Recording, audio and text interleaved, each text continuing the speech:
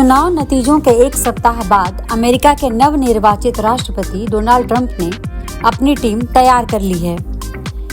आगामी ट्रंप प्रशासन के करीब सभी महत्वपूर्ण पदों पर उनके भरोसेमंद, निष्ठावान और करीबी लोगों की तैनाती हो चुकी है। व्हाइट हाउस से लेकर पेंटागन तक ये नामचीन चेहरे राष्ट्रपति की नीतियों, सुधारों और कार्यक्रमों को लागू करेंगे और आगे बढ़ाएंगे। क्योंकि ट्रंप प्रशासन के लिए टीम तैयार हो गई है, तो ट्रंप का अब पूरा फोकस अपने उन वादों को पूरा करने पर होगा जिन्हें चुनाव प्रचार के दौरान उन्होंने लोगों से किया है। ये वादे ही ट्रंप को दोबारा सत्ता तक लाए हैं। ट्रंप को ऐतिहासिक जीत दिलाने वाले लोग चाहेंगे कि अब उनसे किए हुए वादों को पूरा किया जाए। 5 नवंबर की अपनी विक्ट्री स्पीच में भी ट्रंप ने कहा कि उन्होंने जो वादे किए हैं उन्हें पूरा करने जा रहे हैं। ऐसे में यहाँ ट्रंप के उन वादों के बारे में जिक्र और चर्चा करनी जरूरी है जिनका वादा उन्होंने लोगों से किया है। ट्रंप की ऐसी कोई रैली नहीं रही जिसमें उन्होंने अवैध अप्रवासियों का मुद्दा न उठाया हो। अपनी हर एक रैली में वह अवैध घुसपैठ पर रोक लगाने और मेक्सिको बॉर्डर पर दीवार खड़ी करने की बात कहते रहे।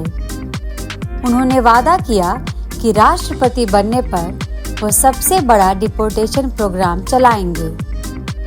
ऐसे लोग जो बिना जायज दस्तावेज के अमेरिका में दाखिल हुए हैं, उन्हें पकड़ कर वापस भेजा जाएगा। यह अमेरिकी इतिहास का सबसे बड़ा डिपोर्टेशन प्रोग्राम होगा। यही नहीं, ट्रंप का वादा है कि मेक्सिको की सीमा पर उस निर्माणाधीन दीवार को वह पूरा करेंगे जो उनके पहले कार्यकाल में नहीं हो पाई।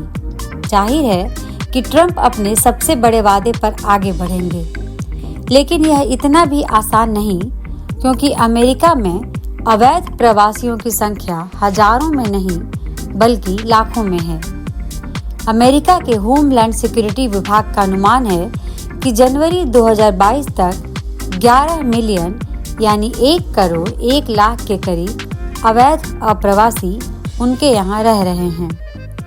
यही नहीं, बाइडेन प्रशासन के 4 साल के दौरान अवैध अप्रवासियों की संख्या में तेजी से इजाफा हुआ।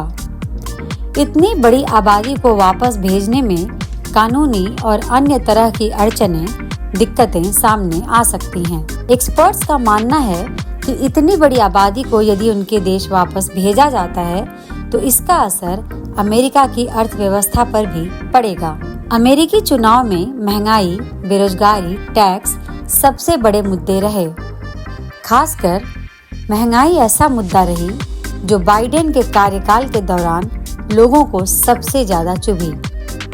बाइडेन के पहले 2 साल की अगर बात करें तो 2020 से 2022 तक महंगाई बहुत ज्यादा रही। यह कोरोना काल भी था। इस दौरान रोजमर्रा की जरूरत की चीजों के दाम आसमान छू रहे थे। आम लोगों के हाथों से खाने पीने, घूमने से लेकर वे सभी चीजें पकड़ से दूर होती चली गई जो ट्रंप के पहले कार्यकाल के दौरान आसानी से, या कहिए कि उसके बजट में आ सकती थी। हालांकि बाइडेन के बीते 2 साल में महंगाई नियंत्रण में आई, लेकिन तब तक बहुत देर हो चुकी थी। इससे बाइडेन को जो राजनीतिक नुकसान होना था वह हो चुका। इस महंगाई से राहत पाने के लिए ही अमेरिका के मध्यम वर्ग ने इस बार चुनाव में ट्रंप को चुना। अपने चुनावी भाषणों में ट्रंप ने महंगाई खत्म करने का वादा किया है।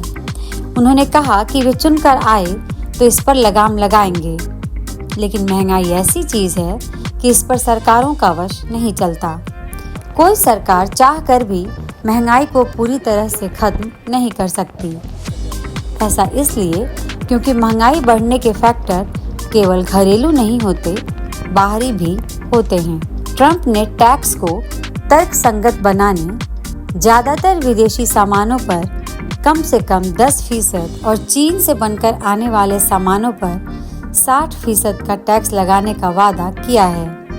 हालांकि कई एक्सपर्ट का मानना है कि टैक्स पर इन वादों को लागू करने पर कीमतें और बढ़ेंगी।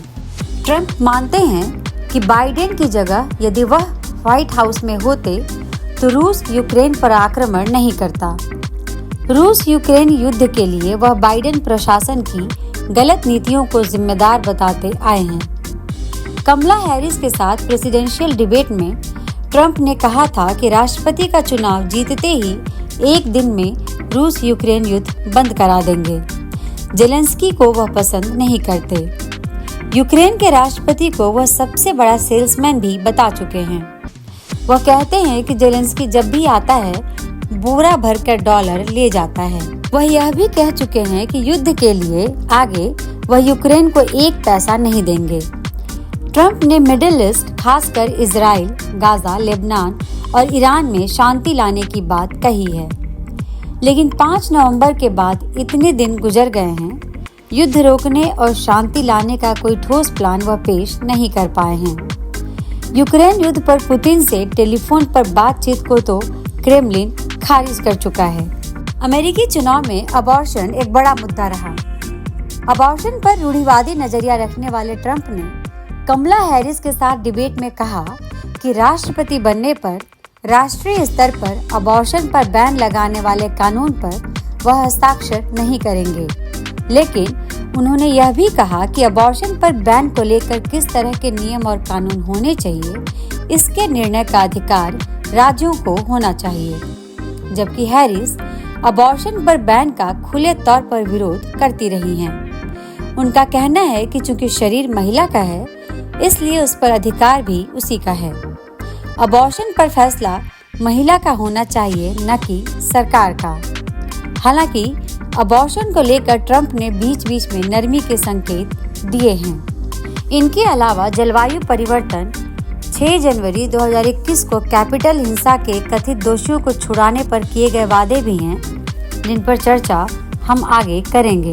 हमारे इस वीडियो को लाइक, शेयर और चैनल को सब्सक्राइब जरूर करें। धन्यवाद।